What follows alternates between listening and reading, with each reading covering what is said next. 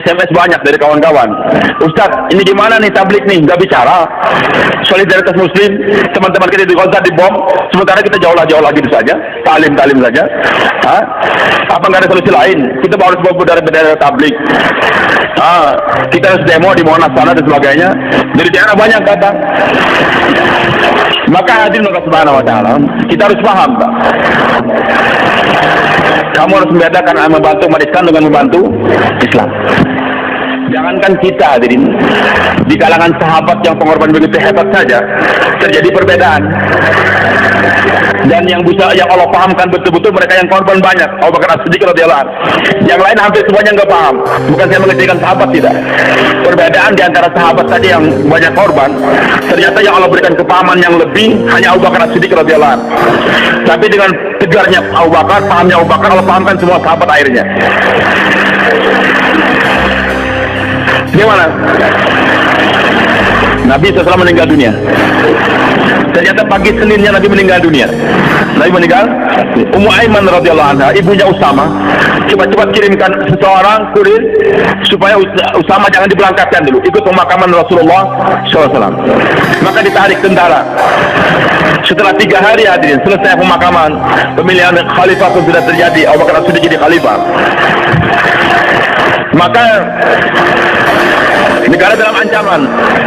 Dalam 3 hari berita sudah sampai ke Romawi sana, sampai ke Persia, bahwa Nabi Muhammad SAW telah meninggal dunia. Maka Romawi mempersiapkan tentara yang besar lagi, karena kata pendeta mereka, Nabi yang menyebabkan pertolongan Allah datang senantiasa sudah meninggal dunia. Maka kalau kita serang mereka ini tanpa Nabi, kita akan menang. Begitulah Musailamatul Kadzdzab dengan 40.000 tentara dia yang handal siap-siap untuk menyerang kota Madinah juga. Begitu pula orang-orang yang baru masuk Islam, imannya lemah, murtad dia. Ada yang nggak mau bayar zakat, macam-macam. Dalam keadaan yang demikian, Abu Bakar jadi khalifah radhiyallahu anhu. Maka Abu Bakar ambil itu panji, serahkan Usama, kau berangkat sekarang. Dan Abu Bakar hilangkan orang yang sudah daftar diri sama Usama harus berangkat. Kalau tidak berangkat akan saya usir dari rumah dia. Kemudian kamu wahai Khalid bin Walid, Wahsy, bentuk rombongan serang itu Musailamatul Kadzdzab. Kamu wahai Umar, bersama dengan sisa sahabat keliling sekitar kota Madinah ini. Heran sahabat Nabi, kok aneh nih khalifah, Madinah terancam, sementara tentara diberangkatkan semuanya. Maka mereka pun bicara, dan pimpinannya Umar bin Khattab radhiyallahu anhu. Dia kata, wahai khalifah, apa nggak salah nih? Ini Usama diberangkatkan, Khalid diberangkatkan, nanti Umar pun berangkat, musuh akan nyerang. Nanti mereka akan karena Madinah kosong, istri-istri Rasul akan dibunuh, anak kita akan dibunuh semua, bahkan malamnya akan dimakan serigala semua pakai bangkai tersebut. Jangan diberangkatkan dulu tentara, kita pertahankan dulu kota Madinah. Abu Bakar katakan tidak. Saya tidak akan merubah keputusan yang telah dibuat oleh Rasulullah SAW. Usama harus berangkat. Saya tidak akan merubah. Begitu pula ini Musailamatul Kadzdzab mengaku Nabi harus dibunuh. Ini perintah Rasulullah, harus diberangkatkan Khalid bin Walid. Begitu yang tidak mau bayar zakat, walaupun mereka punya sholat. Agama nggak pernah membedakan antara Rasul tidak membedakan antara sholat dengan zakat. Dua-duanya harus dikerjakan. Wa aqimus sholata wa atuz zakat. Hadirin subhanahu wa ta'ala, Umar masih minta supaya jangan diberangkatkan. Di sini bedanya, Pak. Sahabat semua radhiyallahu anhum memikirkan keselamatan orang Islam, keselamatan istri-istri Rasulullah SAW, keselamatan anak-anak mereka. Abu Bakar tidak. Yang dipikirkan oleh Abu Bakar adalah keselamatan Islam. Itu Islam, perintah Rasulullah hampir 2 tahun harus diberangkatkan. Ini Islam. Itulah zakat harus dibayar. Islam nih, rukun Islam harus dijaga. Yang murtad-murtad harus dikembalikan, kalau harus dipancung mereka. Ini Islam. Jadi hadirin, para sahabat memikirkan keselamatan umat Islam, dan para sahabat yakin kalau umat Islam sudah selamat, nanti Islamnya mudah disebarkan. Abu Bakar tidak, Islamnya dulu dijaga. Kalau sudah Islam terjaga, umat Islam pasti akan terjaga.